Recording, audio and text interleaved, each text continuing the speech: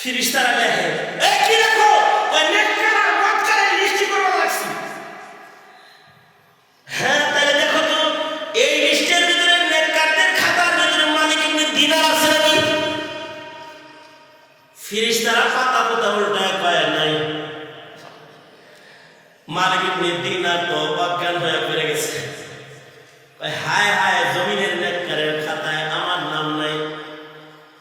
কিছু সময় পরে হুঁশ আসছে তো মালিক ইবনে দিনার ফেরেশতাদেরকে ধরে কয়, এই ফেরেশতারা ভাই, নেককার হিসেবে আমার নামটা খাতায় নাই, না থাকলো তবে এই খাতায় নেককারদের সিপাই সাপায় নেককারদের খাদেম হিসেবেও তোমার নামটা লেখা যায়। লেখো না একটু, আমিও তো নেককারদেরকে ভালোবাসি, আমার নামটা এই খাতার সিপায় কোনো জায়গায় লেখা লয়ে যাও। সাথে সাথে ফেরেশতারা মনে হয়ে গেছে আল্লাহ রাজা আল্লাহ বুঝছি কি লেখা আমার দৃশ্যে আমাদের লেখাও, সামনাসামনি যদি দেখি লেখা আমার যদি দেখে তাহলে কলম যাইতে দেবো।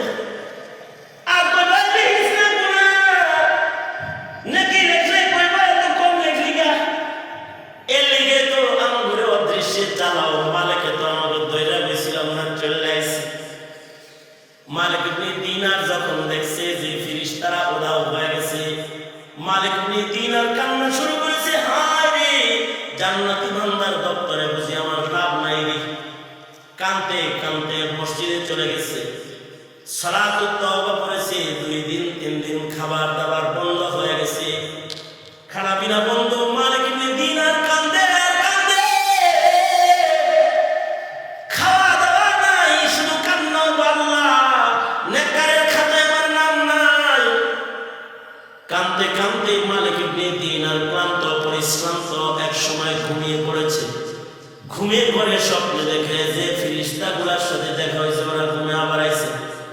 কয় মালিক কান্দো কেন? একটা সুখবর দিতে তোমার ঘুমি আমরা আসতে বাধ্য হয়েছি তাড়াতাড়ির জন্যে। সেটা হলো আমাদের খাতায় তোমার নাম না থাকলেও আমাদের নকল খাতাটা যখন আসমানের আসল খাতার সাথে মিলাইতে গেছি, যায় দেখি আল্লাহর খাতায় মালিক তোমার নাম আছে। এত বড় নেককার ছিলেন, এখানে তো দিনার দিরহাম আছে ঠকে লইয়া আমল উঠে দিন। মুহতারাম হাজিরিন, এটা মানুষের নেক আমল আর ইমানে কামেল দিয়ে এগুলো অর্জিত হয়। এক বুজুর্গ রাস্তা দিয়ে যে জান্নাত তো অনেক দূরের কথা, কবরের জান্নাত তো অনেক দূরের কথা, দুনিয়াতেও ইজ্জত অর্জন হয় নেক আমল আর ইমানে কামেল যদি কারোর অর্জন হয়। এক বুজুর্গ সাধারণ একজন তরকারিওয়ালা, সাধারণ তরকারিওয়ালা একজন মানুষ, বাজারে তরকারি বিক্রি করে আর জীবনযাপন করে, সবজি বিক্রেতা। এই সবজি বিক্রেতার গুণ হলো তার রাতের নামাজ কাজা নেই। এই সবজি বিক্রেতার গুণ হলো সে সবসময় ওযুর হালতে থাকে। আল্লাহু আকবার বলেন। ওযুর হালত বুঝছেন তো? আমরা তো মনে করেন খালি মনে করেন 5 বেলা নামাজ আছে, ওযু করি। আর কিছু মানুষ আছে এদের ওযু চলে গেলেই তারা ওযু করে, তারা ওযু ছাড়া এক মুহূর্ত কাটায় না। যেমন হযরত বিলাল তাহিয়াতুল ওযু নামাজও ছাড়ে না, আর ওযুর হালতও নিজের থেকে সরায় না। নবীজি মেরাজ থেকে আয়েশা বলে, বিলাল ফরশের বেলা সেখানে কেমনে গো, জমিনের বেলালের আওয়াজ জান্নাতে গেল কেমনে গো? আল্লাহু আকবার বলে বলে, এ কালা বিলাল, তুমি এরকম পাওয়ারফুল যে তোমার জুতার আওয়াজ জান্নাতের ভিতরে, কি আমল করো? বিলাল বলে, আল্লাহর নবী ওযু চলে গেলে ওযু করি, আর যখন ওযু করি তখন 2 রাকাত তাহিয়াতুল ওযু নামাজ করি। এই সবজি বিক্রেতার একটি গুণ হাকিম রহমত থানভী বলেছেন, এই সবজি বিক্রেতার গুণ হলো যখনই তার ওযু চলে যায় তখন সে ওযু বানায়, ওযু করে। এটা তার সিফাত, এটা তার গুণ। 5 ওয়াক্ত নামাজ তাকবীরে উলার সাথে পড়ে, হালাল খানা খায়, হারাম থেকে নিজের বাঁচায়।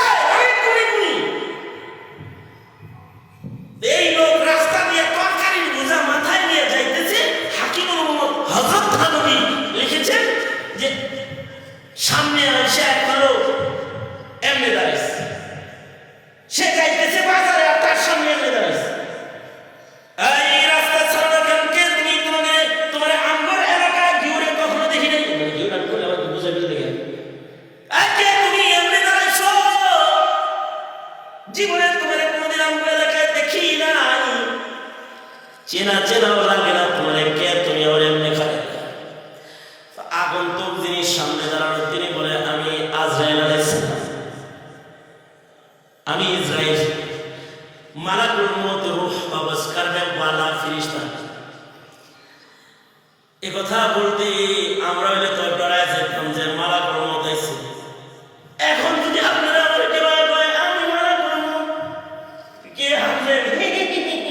এরকম করবেন কি? কথা কেন লাগে এই মানুষ মানুষ করে হাঁটবি না কি করে কথা বলছ না হাঁটবি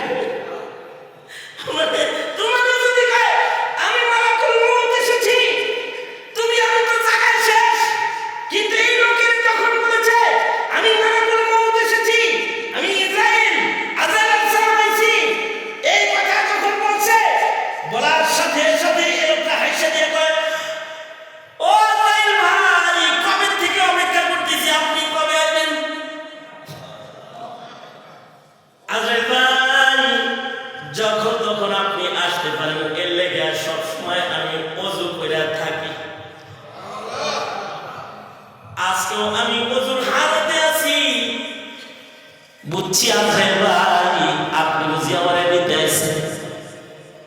তাহলে আজরাইল ভাই শোনেন, এই যে আমার মাথার তরকারির বোঝাটা আমি নামাইলাম, এখনো আমার ওযু আছে আজরাইল ভাই। এই যে আমার কাঁধের গামছাটা, এটাই হলো আমার জায়নামাজ। কোন জায়গায় যদি নামাজের রক্ত হইয়া যায়, মসজিদ যদি দূরে রয়, এই মুসল্লা বিছায় বা বজো আমি আমার রবের কদমে দাঁড়ায় যাই। এখন বা বজো আছি, কাঁধের গামছাটা এটা আমার জায়নামাজ। ও ভাই, এই যে তরকারির বোঝা নামাইছি, এই যে গামছা বিছাইলাম, এই যে কেবলার মুখে দাঁড়াইলাম, অপেক্ষা করো ভাই, আমি এখন 2 রাকাত নামাজ পড়তে দাঁড়ায় যাব। যখন আমি সিজদায় পড়ে আমার রবকে ডাকতে থাকবো সুবহান রাব্বিয়াল আ'লা আ'লা, আজরাইল ভাই রে, তখন তুমি আমার মুখটা কবজ কইরা লইয়া দেও।